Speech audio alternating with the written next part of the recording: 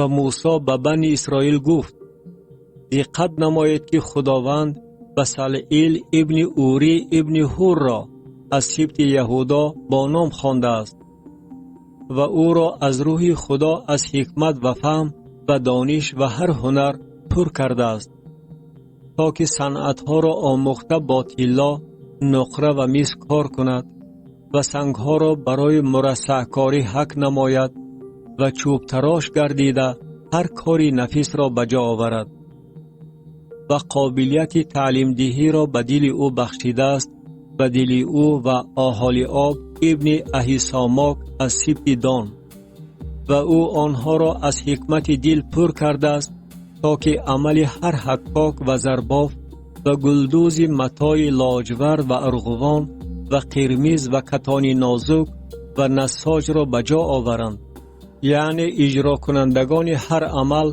و صنعتکاران با مهارت باشند.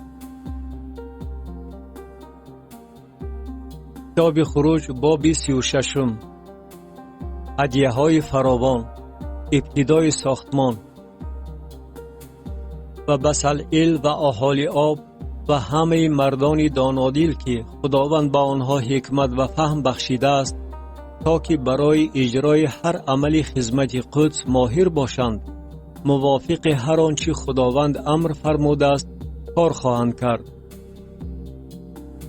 و موسی بسلعیل و اوهالیاب و هر کسی دانادیل را که خداوند به دل وی حکمت بخشیده بود، هر کسی را که دلش مایل بود به کار شروع نماید، به اجرا کردن آن دعوت نمود.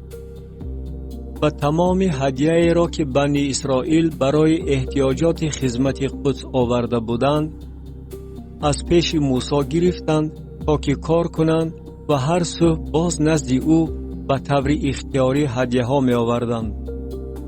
و همه دانایانی که هر نوع کار قدس را به جا می آوردند، هر یک از جای خدمت خود که با آن مشغول بود آمدند و به موسی سخن رانده گفتند: قوم بیشتر از آن چی برای اجرای کار لازم است که خداوند به جا آوردن آن را امر فرموده است می آورند.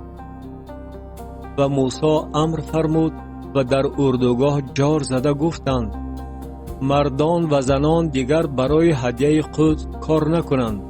و قوم از آوردن دست کشیدند. و مصالح برای اجرای تمام کار کفایت میکرد و حتی زیادتی بود.